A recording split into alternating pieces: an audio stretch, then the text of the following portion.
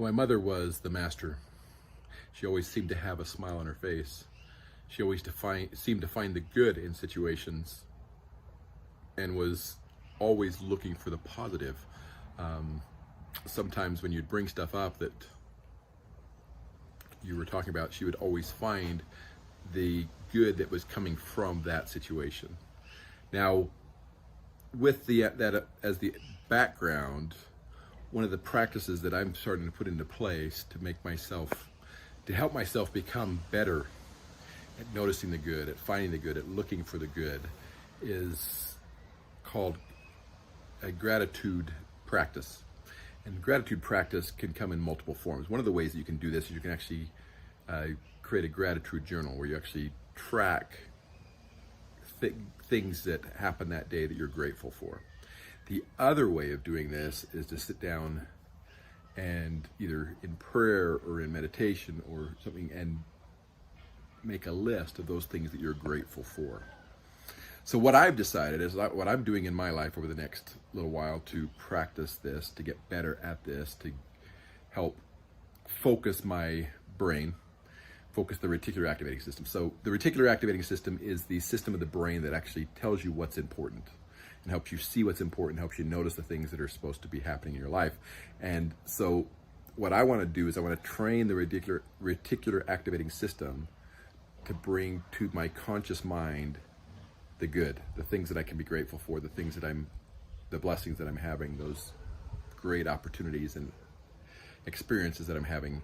And so to do that, I'm going to institute this gratitude practice, but I'm going to do it in two forms. First thing in the morning, in my prayers and in my thoughts, I'm going to actually work on listing out 3 things that I'm truly grateful for. I'm going to do that every single day. And the second thing that I'm going to do is I'm going to actually work on keeping a gratitude journal. The end of each day, I'm going to write down 3 things that happened that day that I'm grateful for. So beginning of the day, grateful for anything and everything. End of the day, things that I noticed that day that I'm grateful for, that I'm going to keep track of, that I'm going to write down. Now the active process of writing them down focuses your mind even further. They're shown that typing them is not as effective as writing. In studies, they're showing that by physically writing it down, taking it from your mind to your arm to your hand to paper, kind of stamps it, kind of strengthens it in your mind so you actually understand it, remember it, and think about it more. So it's going to be a stronger indicator for the reticular activating system that this is important. So I'm going to do a gratitude journal where I'm going to physically write it down. And the advantage of doing that is literally to help me focus on the positive. And what I would like to invite you to do, if you want to join me, is you can actually also reach out and say, okay, I'm going to do something similar. And you can even make comments in this video. If you want to comment below this, you can actually just say, I'm going to list one thing that I'm grateful for. List one thing that you're grateful for. It'll help you focus. It'll help you recognize that there are many things that you are grateful for in this life. And this is, by doing that, you'll find great benefits in your own life because it will help you to start to focus as well.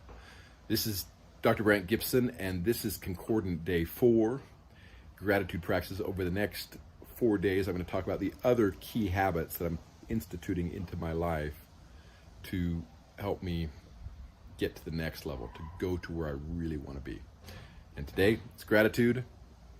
And what we're talking about over the next 4 days is the